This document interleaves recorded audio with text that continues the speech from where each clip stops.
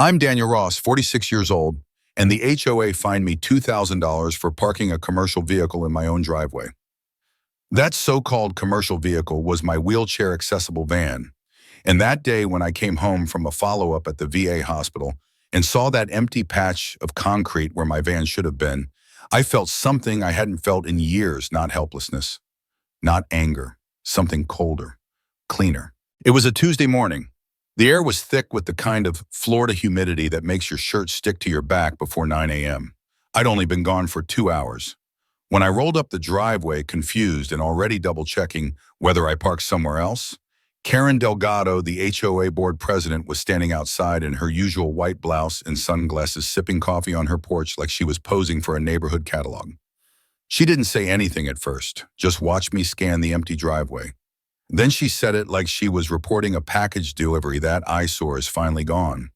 This neighborhood deserves better than your taste. I asked her what she meant. She shrugged, all passive and smug. Towed. Violated Article 4, Section 7. Non-standard vehicle aesthetics. Her words landed like rocks in my gut. I didn't yell, didn't argue. I thanked her. Not for the information, for the opening. Because you see, I had something Karen didn't. Patience. But before I tell you what happened on that day, let me explain how it all began. When I moved into Magnolia Ridge, I wasn't looking for much, just peace. After 20 years in the Bureau, 10 of those spent chasing drug traffickers across state lines and another 5 behind a desk following my injury, I craved stillness more than excitement. I bought the house at the end of Red Fern Lane because it had a wide driveway, a gentle slope, and enough space to install a low-profile ramp without it being an eyesore. My service dog, Tucker, liked it too. He was getting old like me, and the quiet cul-de-sac gave him room to breathe. The neighborhood looked like a postcard: clean lawns, pastel shutters, kids on bikes in the afternoon. Most of the neighbors waved. Some brought casseroles when I first moved in. One of them, a kind widow named May, even helped me install the aluminum ramp.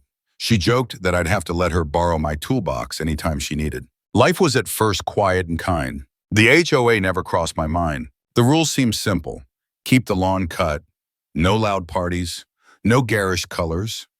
I read the bylaws before signing habit from my career, and none of them said anything about modified vans being banned.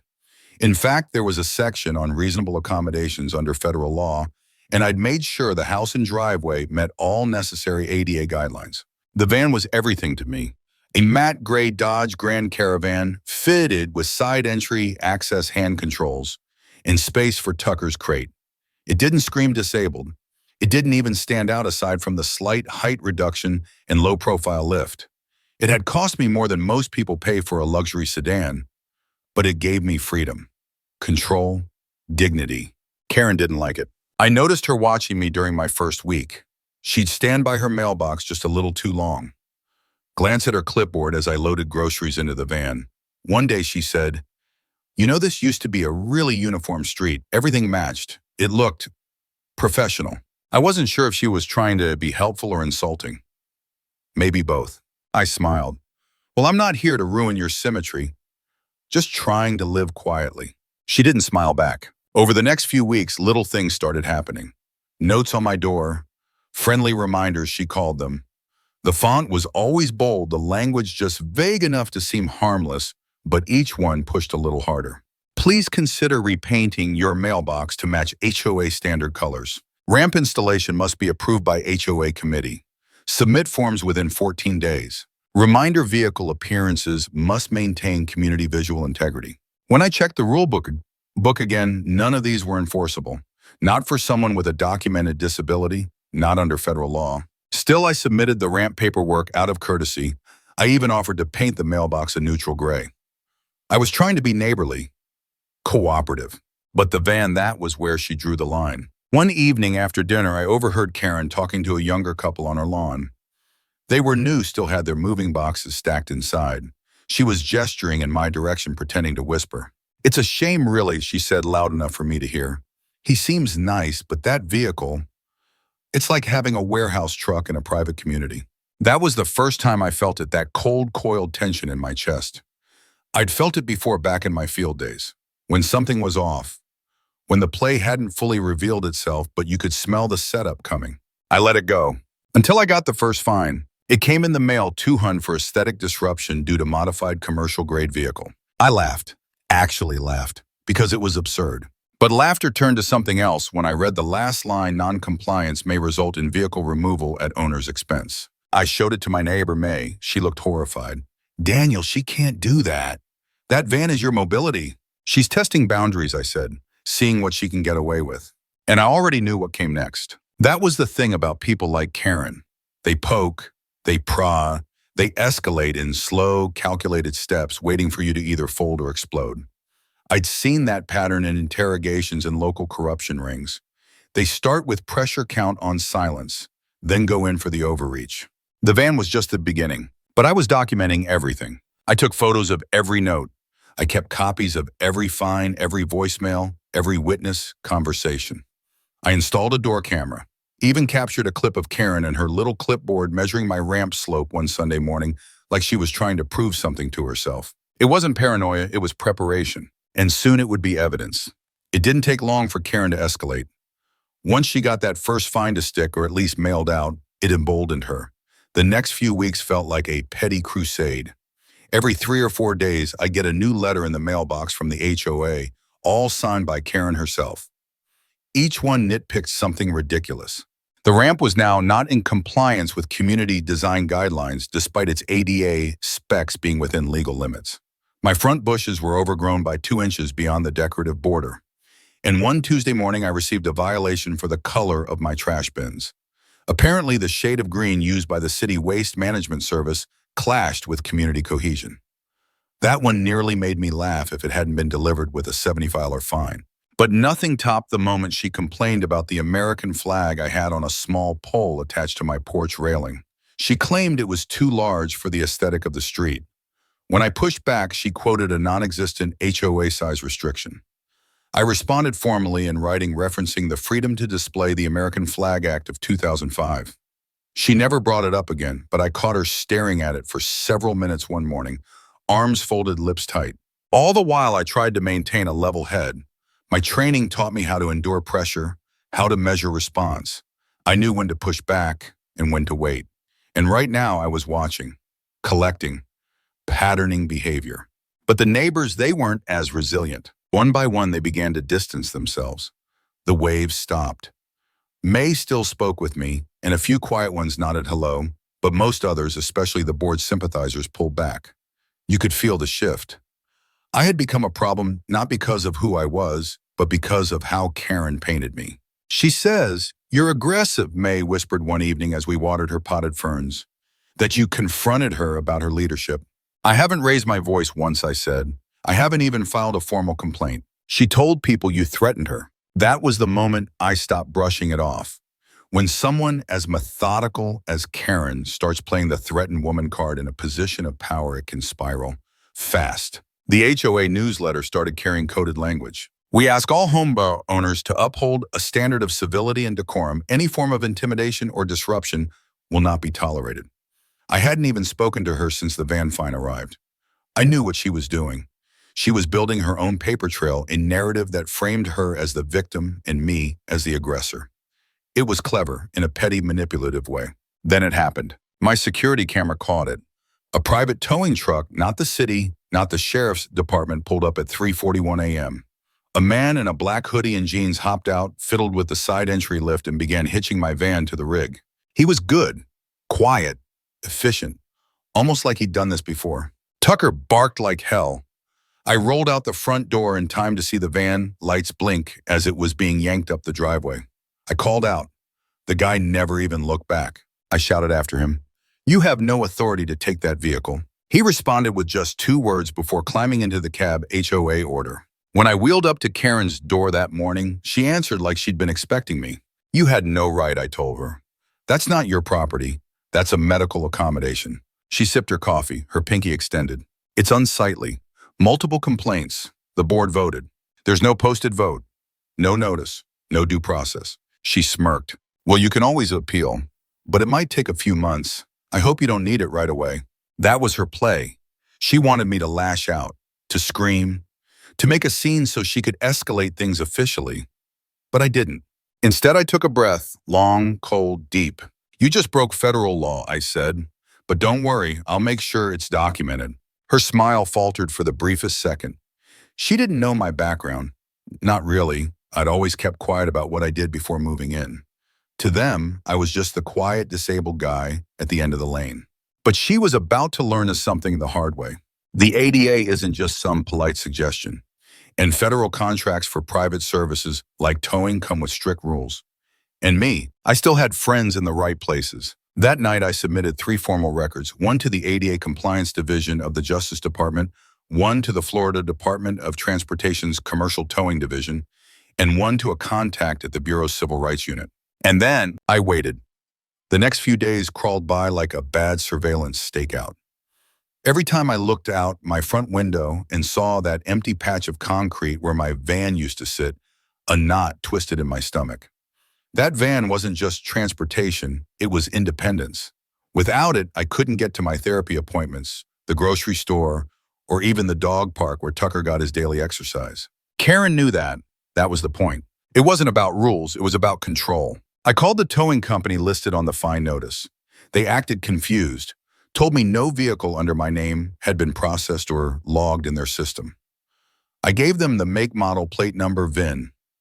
Nothing. The woman on the phone, polite but clearly out of the loop, said, "We don't tow ADA-marked vehicles unless there's a police request, sir. That's our standing policy."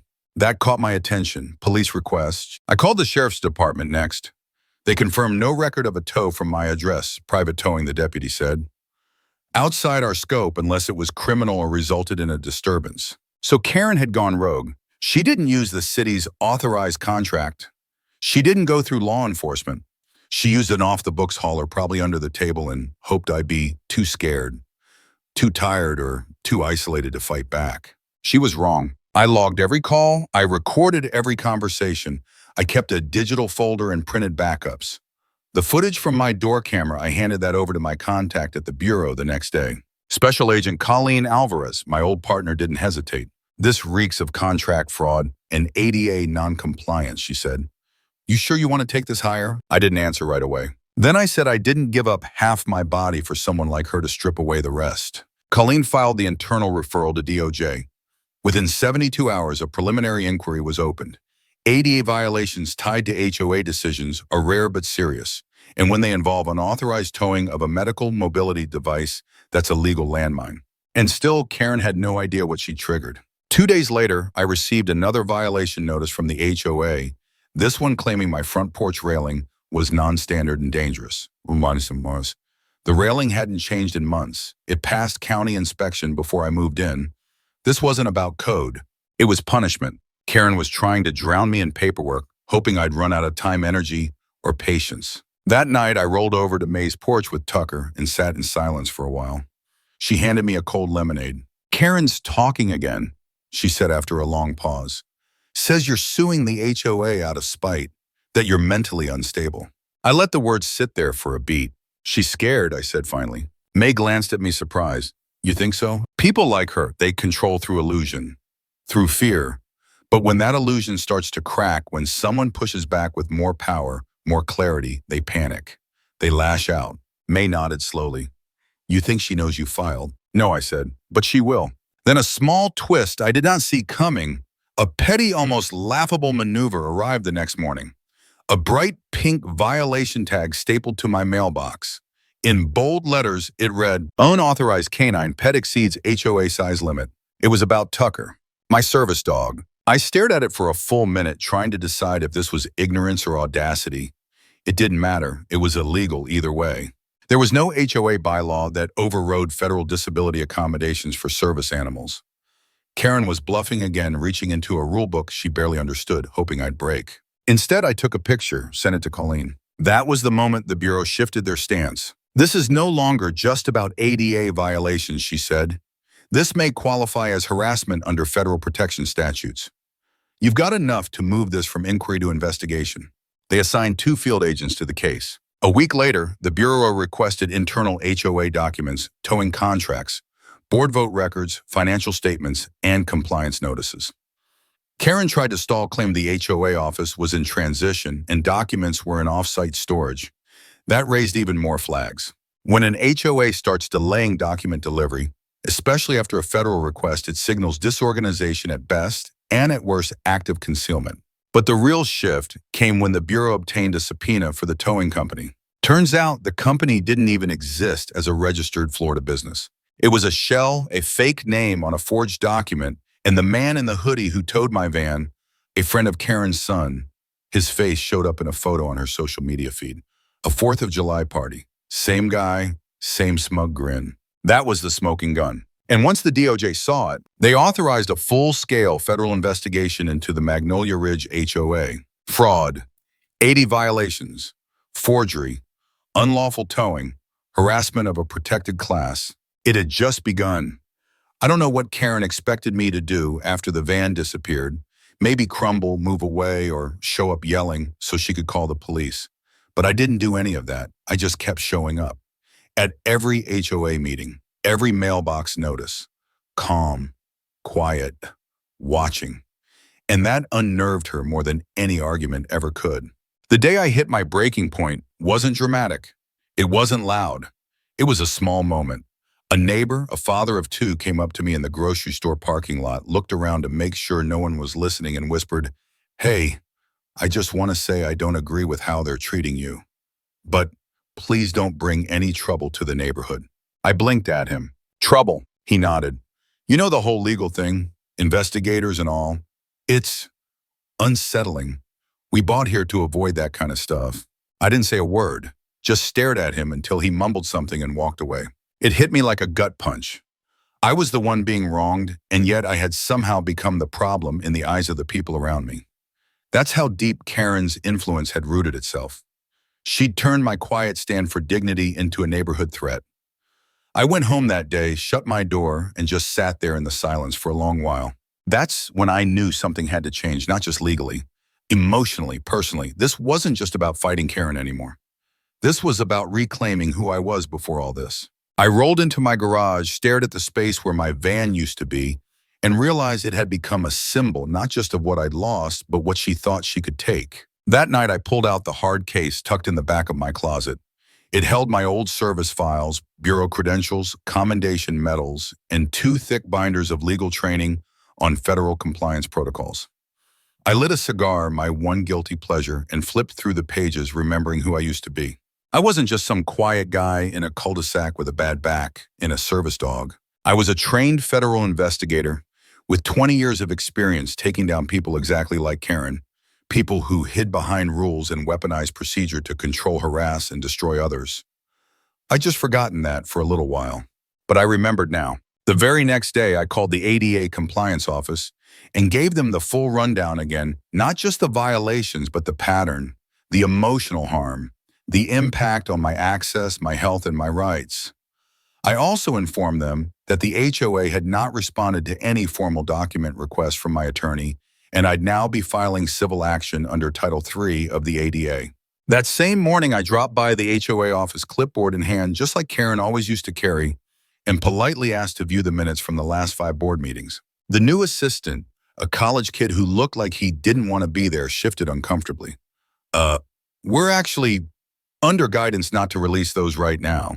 "Guidance from whom?" I asked. "The board president, Karen Delgado." He nodded. I smiled and handed him a manila envelope. "Please give this to her. It's a formal request under Florida's Sunshine Law for Community Association records.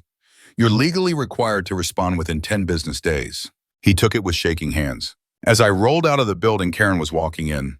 We locked eyes. She stopped cold. "Back again," she asked, her voice tight. "Just following protocol," I said. "I figured you, of all people, would appreciate that." She laughed too loud. "You're really going through all this? Over a van." I paused. "No," I said. "Over power. You abused yours. Now I'm using mine." Her face changed. The smirk dropped like a curtain falling. She knew then. And as I passed by her, I added, "You thought you were dealing with someone weak. You weren't."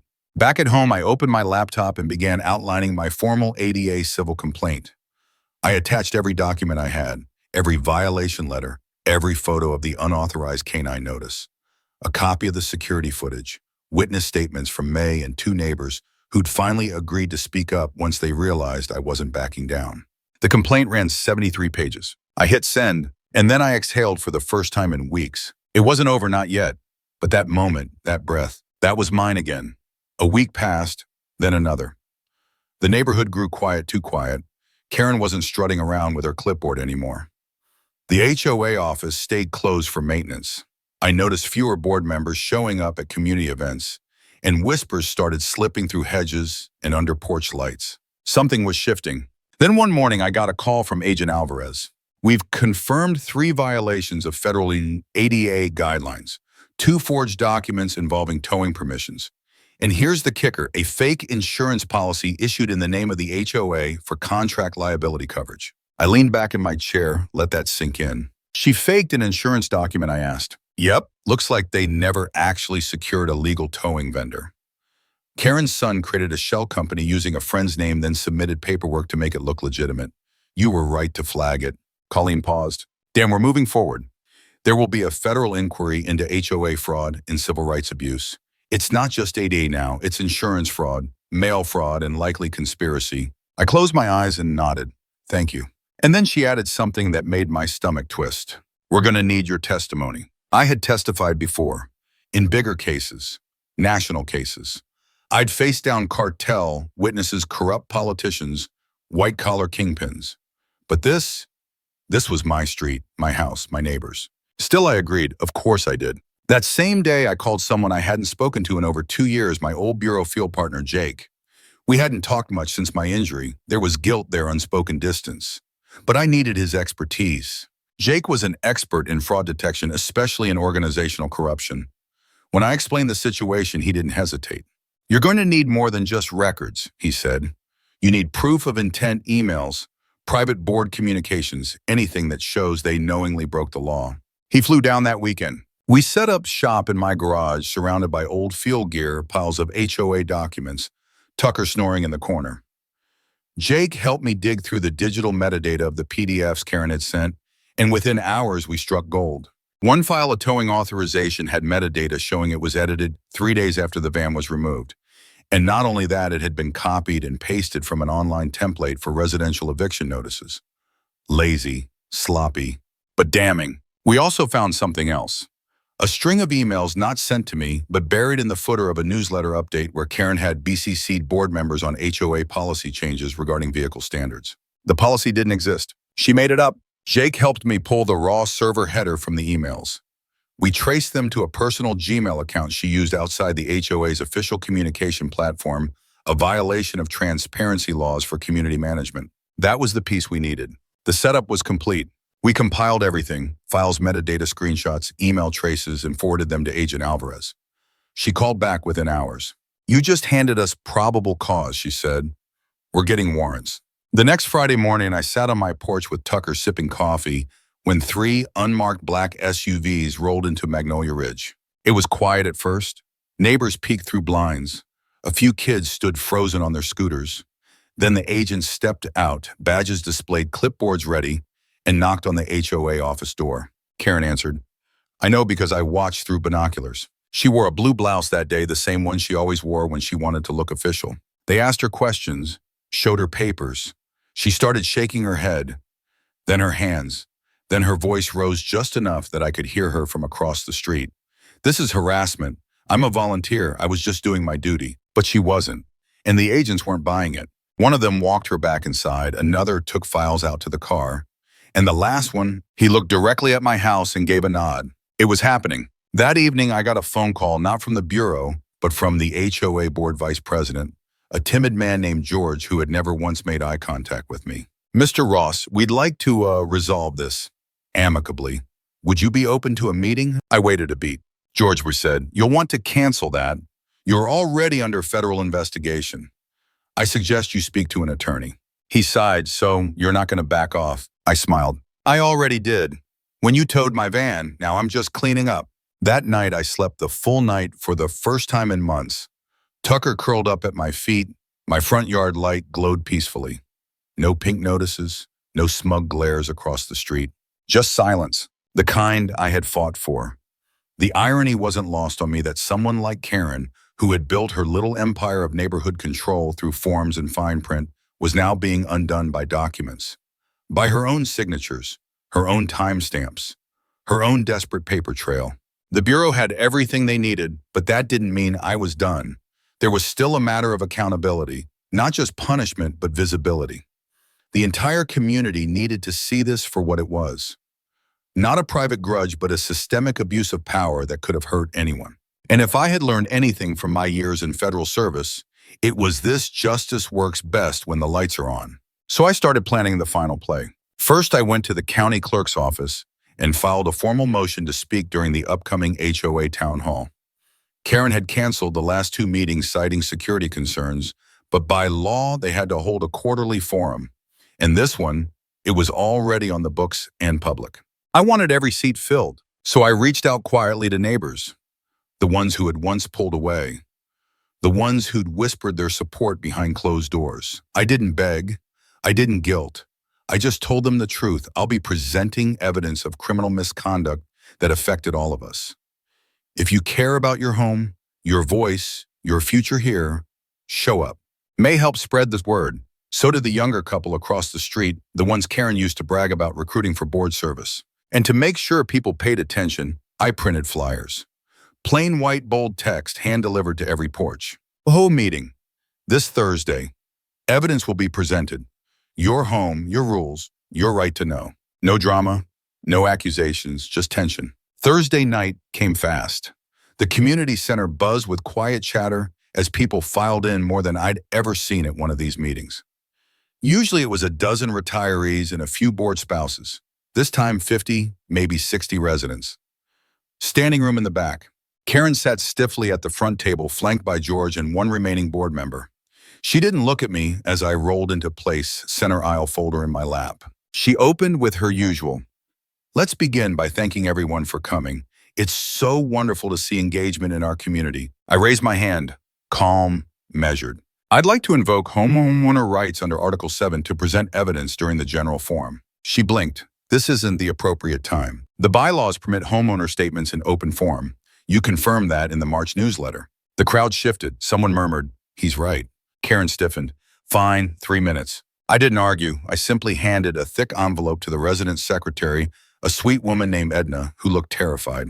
These are copies of communications, financial documents, and federal findings regarding illegal activity conducted under the authority of this board, specifically forged contracts, ADA violations, and fraudulent financial handling of HOA funds. Karen turned red. "This is outrageous." I continued, ignoring her. The towing of my vehicle was not just unlawful, it was part of a pattern of discrimination and retaliatory behavior, all traceable through these documents. A federal investigation is ongoing. Charges may be filed. Gasps broke through the crowd. One man stood up. "Is that true?" he asked aloud. "Federal for real." I nodded. The Bureau's Fraud and Civil Rights Division has confirmed preliminary findings. More will come, but I'm not here to gloat. I'm here to ask one thing: that this board step down voluntarily today and allow a temporary interim committee to manage the HOA until elections can be held. Karen's voice cracked. "This is a smear job. You're twisting things, intimidating people. This is my community." "It's ours," I said, "and we're taking it back." The crowd murmured in agreement. A few clapped. Someone in the back called out, "Let him finish." But I didn't need to say more. The weight of the evidence spoke louder than anything I could say. George leaned over and whispered something to Karen. She shook her head violently, but he stood up. "I move that the current board vote to enter immediate recess," he said, "for internal legal consultation." Karen looked betrayed. "You coward." But it didn't matter. The meeting fell apart after that. People huddled in corners. Some residents flipped through the copies I distributed. May stood near me, smiling like she'd been waiting for this day for years. And me, I just sat quietly, watching. The play was over. The trap had been sprung. Karen stood, grabbed her purse, and walked out without another word. She didn't return to her home that night. And for the first time in months, Magnolia Ridge slept without a shadow hanging over it. The neighborhood was buzzing for days after that meeting. I could feel it in the air, in the way people lingered a little longer at their mailboxes, exchanging updates like hushed gossip. Karen had vanished in. Her porch light, always left on overnight, like a beacon of control, stayed dark. Her car didn't move. Packages began piling up at her door. Some speculated she had gone on vacation. Others whispered about a lawyer. But I knew better. She was cornered. 3 days after the meeting, I got the call I'd been waiting for. Agent Alvarez's tone was clear, steady, the voice of someone used to breaking bad news. Only this time it was a different kind of report. We're executing charges. 3 counts: conspiracy to commit fraud, violation of 8A protections under federal law, and falsification of HOA financial documents. I didn't smile, not yet. Who else, I asked. She hesitated.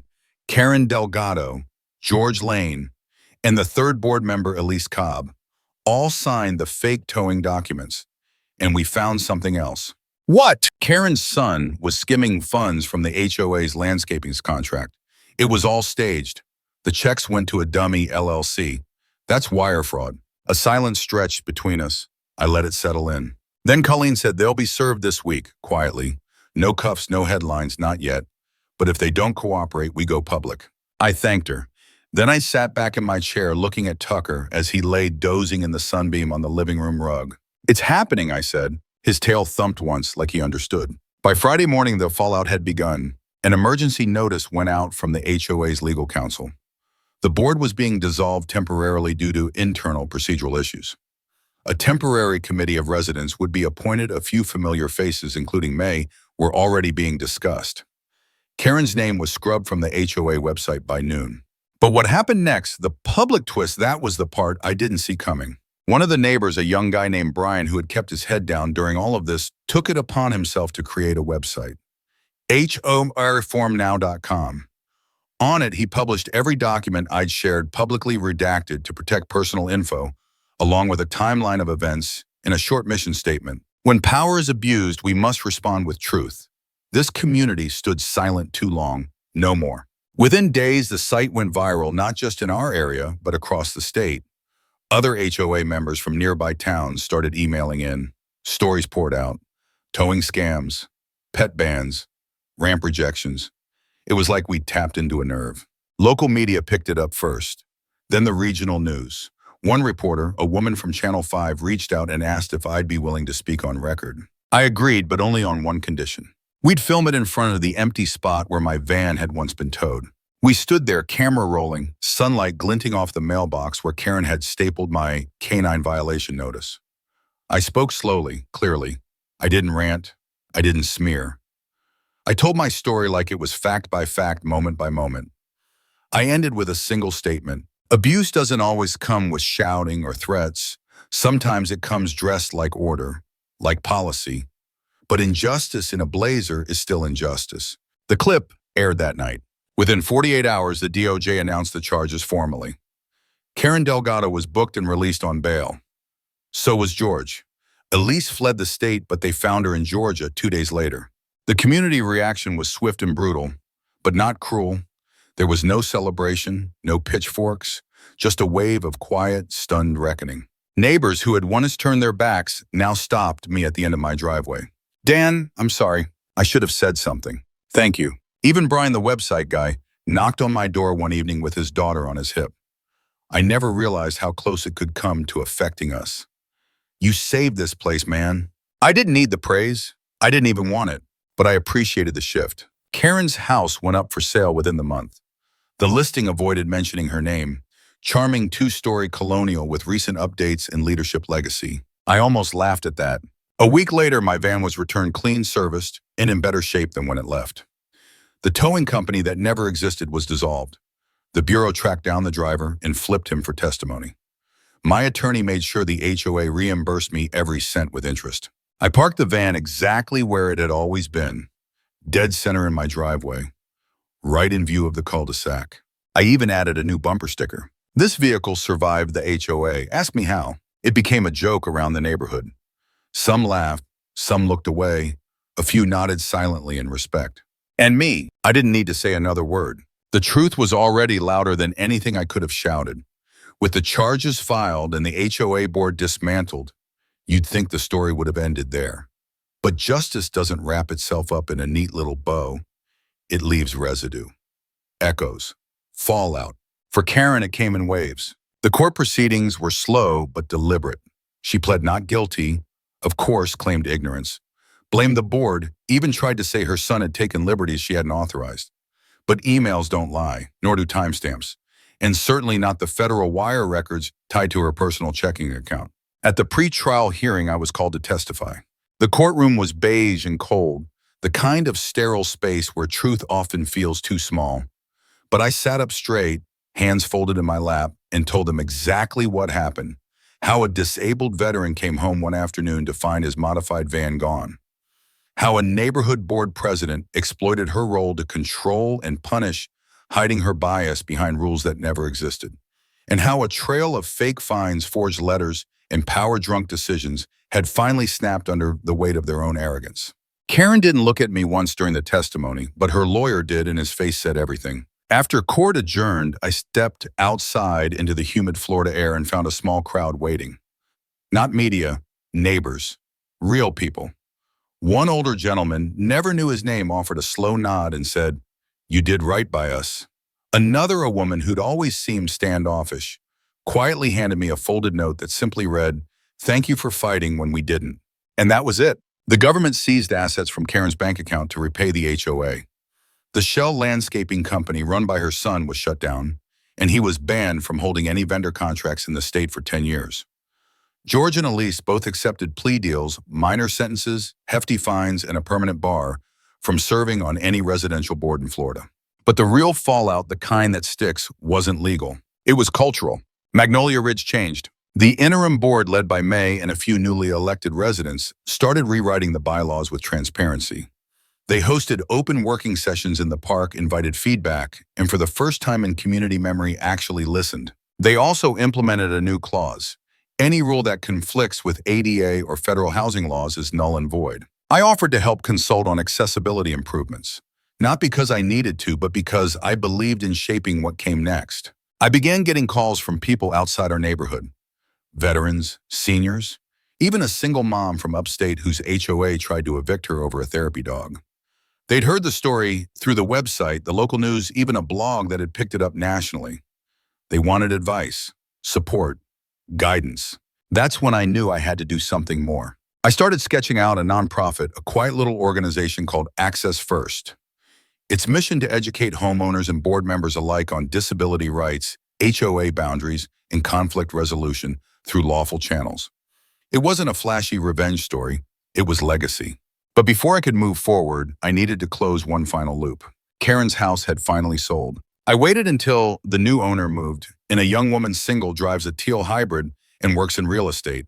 She introduced herself, on day one, shook my hand and thanked me for keeping the community honest. When the sold sign came down, I took Tucker for a slow roll past the driveway. The porch light was on again. Only this time it didn't feel like a signal of control, it just felt like someone was home. And across the street, I noticed something small, a faded clipboard sticking out of a trash bin, cracked and splintered. I smiled. Good riddance. The weeks that followed felt different. Not quieter, but lighter, like a long-held breath finally let go. For the first time since I moved to Magnolia Ridge, I didn't wake up checking for new violation notices. I stopped expecting a knock on the door. Tucker walked freely now, leash clipped loosely to my chair, tail wagging as we cruised down sidewalks once shadowed by suspicion. Neighbors who used to cross the street now stopped to chat. Some brought baked goods. Others asked for advice on navigating new board procedures. The van, polished to a shine, sat proudly in the driveway. I had taken to parking it a little to the left, just enough to make it noticeable. Not in defiance, but in presence. A quiet symbol. The HOA never said a word. They couldn't. And in the evenings, as cicadas buzzed and sprinklers hissed, I'd sit on the porch with a cup of coffee and just watch. There's a kind of peace that comes after war. A peace you don't take for granted because you earned it. It's not the same as before. It's heavier, sharper, but it's yours, and that makes all the difference. One night, May came over with a bottle of red wine and 2 glasses. Celebration, she said. For what I asked, though, I already knew. She clinked her glass against mine. For surviving the storm, and for making this place worth calling home again. We drank, laughed, remembered the absurdity of the pink violation about Tucker's onions and how Karen used to count how many flower pots people had. We laughed harder when I showed May the old violation letters I'd laminated, turned them into placemats for my outdoor table. Petty maybe, but satisfying absolutely. But beneath the laughter was a deeper feeling, a sense of closure. Not because Karen had been punished, but because the grip she had on this place was finally truly gone. And what replaced it wasn't chaos, it was community. The new board, still temporary, but quickly becoming permanent, posted its first open-door audit. No hidden votes, no surprise notices. They held a neighborhood picnic, the first in years, and asked if I'd speak briefly about my experience. I declined the microphone, but I made my rounds. Smiled, shook hands, told people they had more power than they realized. And that's when I knew something inside me had changed too. Before all this, I thought retirement meant shrinking, stepping back, being left alone. But now I saw that peace isn't passive, it's protected, maintained, fought for when necessary. That fight didn't make me bitter. It made me whole. One evening, as the sun dipped low behind the rooftops, I wheeled back inside and found Tucker staring at me. That look he gives when he wants something but won't ask. I nodded. Okay, boy, let's go. We loaded into the van. I took the long road. Windows down, country station, playing soft through the speakers. No destination, just movement, just freedom. At a red light, I looked at myself in the rearview mirror. Same lines, same gray creeping into my beard. But behind the eyes, calm. Not the forced kind, the real kind. That's what peace felt like. It didn't come with fanfare. It came with stillness. Legacies don't always look like statues or parks named after someone. Sometimes they're quieter. They live in changed rules and the choices people make differently because of what they saw. And sometimes they start as personal victories and grow into something far bigger. After the case wrapped, after the neighborhood settled, after Karen's house was scrubbed of every last trace of her reign, I knew I couldn't just walk away from what had started. Too many people had reached out. Too many stories mirrored mine. So I filed the paperwork and launched Access First, a nonprofit built on one idea: dignity. It's not optional. At first, it was just me answering emails, reading horror stories from disabled homeowners, harassed for ramps, lifts, or medical equipment violating visual harmony. But then a few former colleagues joined in. Jake helped structure the legal referral program. Colleen lent her name to the board. And before long, we had volunteers, retired attorneys, accessibility consultants, veterans with time and fight left in them. We started winning cases, small ones but meaningful. A grandmother in Arizona who kept getting fined for her oxygen tank cart. A young vet in Texas whose HOA tried to evict him over his wheelchair ramp. A single mom in Ohio whose therapy dog was too large for their pet policy. Each win was like a small match in the dark, and together it started to light a path. We created free HOA guidebooks, ran webinars on ADA compliance, even partnered with local law schools to create a legal clinic for homeowners in need. The first donation to Access First came anonymously. A check for $25,000, no note. The memo line simply read, "For the van." I framed it, hung it on the wall of our tiny office. Back in Magnolia Ridge, things stayed calm. May was elected officially as board chair. She sent me monthly updates, even though I had no interest in ever being on the board myself. Too much politics, I told her. I'm more of a special operations guy. We joked, but the truth was I had become something different. Not just a homeowner, not just a former agent, a symbol. And I don't say that with pride, I say it with weight. One afternoon I got a knock on the door. A teenage boy stood there sheepish. I recognized him. Karen's old neighbor, the kid she once yelled at for parking his bike too close to the decorative roses. I just wanted to say, he mumbled, "You kinda made the neighborhood feel safe again." I nodded, glad to hear it. He hesitated. "Also, do you mind if I do a school report on the whole HOA thing? My teacher said we could write about local history." That one made me laugh, but I agreed. And in that moment, I realized this was legacy. Not the headlines, not the investigation, but a kid remembering the day the bully got taken down legally, quietly, without fists or yelling, and learning that the system could work if someone stood up and made it. Before he left, I handed him a copy of the first HOA violation I ever received. "Use that as your cover page," I said. "Call it Exhibit A." He grinned. "Thanks, Mr. Ross." Later that evening, I sat in my office, Tucker at my feet, the framed check on the wall, the faint sound of sprinklers ticking across the lawns outside, and I let the quiet settle. Not the silence of fear or loneliness, the stillness of a chapter closed and a better one opened. Magnolia Ridge would never be perfect, but it was free. And so was I. Looking back, it wasn't just a battle over a parking spot or a ramp. It was a fight for something deeper: dignity, control, the right to exist in your own home without fear of judgment or retaliation. That van wasn't just a vehicle. It was freedom on four wheels. And what Karen tried to take wasn't mine alone. It was a piece of humanity that every person deserves regardless of their body, their background, or how their life unfolds. The biggest lesson I took from all of this, bullies don't always scream. Sometimes they smile. Sometimes they hide behind rules and bylaws and polite tones, but the damage they cause is just as real. And sometimes the only way to stop them is with patience, paper, and quiet resolve. I never set out to become an advocate. I didn't want a spotlight or a title or anyone's applause. I just wanted to live in peace. But sometimes peace has to be earned not by force, but by standing your ground when it matters most. Now when I hear stories from other people in neighborhoods across the country going through the same battles, I tell them one thing: document everything, stand your ground, and remember you're not alone. That's why I built Access First, not for me, for the ones who still don't believe they have a voice, for the veterans told their amps are too ugly, for the parents fighting for therapy dogs, for the elderly fined for wind chimes or garden gnomes. All of it matters because behind every violation is a person with a story, and those stories deserve justice. As for me, I still take Tucker on long evening drives. I still sit on the porch with a coffee in hand, nodding to neighbors who once looked through me, and I still park that van dead center in full view of the street. Not out of defiance, but as a reminder that calm isn't the absence of conflict, it's the result of having faced it and chosen integrity over fear. And that will always be my legacy. A few months after the dust had settled and Magnolia Ridge found its footing again, something strange started happening in the community garden. It began as whispers mostly among the older residents: wilted plants, toolboxes gone missing, water hoses left slashed open like someone had deliberately knifed through them.